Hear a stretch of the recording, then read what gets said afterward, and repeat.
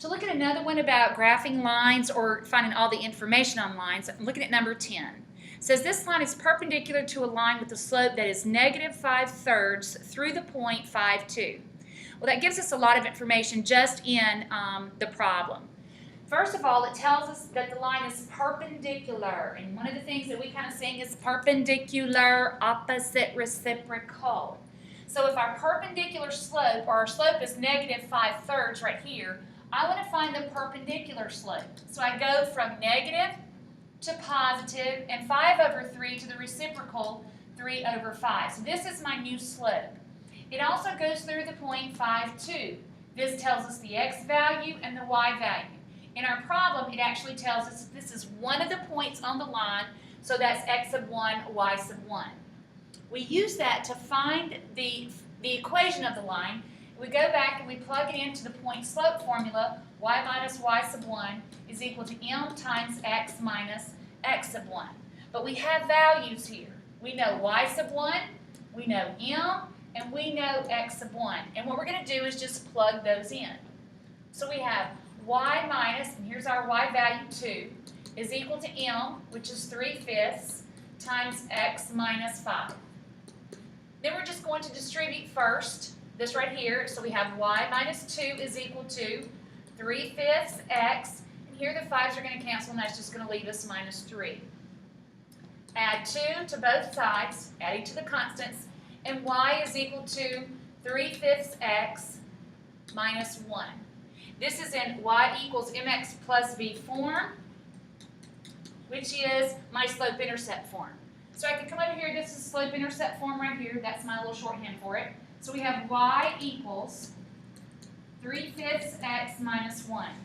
Now this tells us a lot. First of all, I can look right here and say, hey, this slope, which we found up at the top, is 3/5. I know that. This is y equals mx plus b. B is your y-intercept. So if x is 0, in this case, y would be -1. If my slope is positive, that line is going to graph off right here on F to the right. So we found lots of information from there. We can take that standard form and take it to, take that slope-intercept form and write it in standard form. So we have y equals 3/5 x minus 1.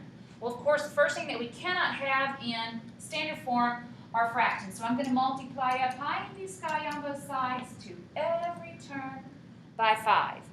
So I end up with 5y is equal to, these are going to cancel, 3x minus 5. So no fractions. Now I put this in alphabetical order.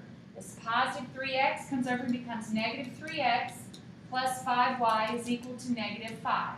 So I've no fractions, alphabetical order, but the other stipulation is that x cannot be negative. So I'm going to divide through by -1, which changes all my signs. So I don't have a common factor. That was that last stipulation, so there's nothing to divide through. So this is standard form. 3x minus 5y is equal to 5, right there. Now from here, the only thing I'm missing is the x-intercept.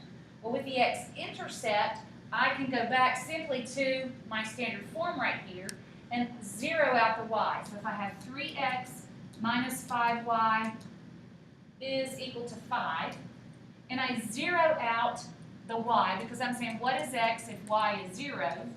0 out this y. 3x is equal to 5, divide both sides by 3, so x is 5/3. So there's my intercept here. So I have the x-intercept, the y-intercept. From the problem, I wanted something perpendicular, so that new slope is positive 3/5, which goes off to the right. So that's F right here. That's what makes that go off to the right. Then I found the slope-intercept form using my point slope formula. That's something that you need to memorize right there. Y minus y1 equals to m times x minus x1. Substitute in all the information that you know, and that should give you your answers.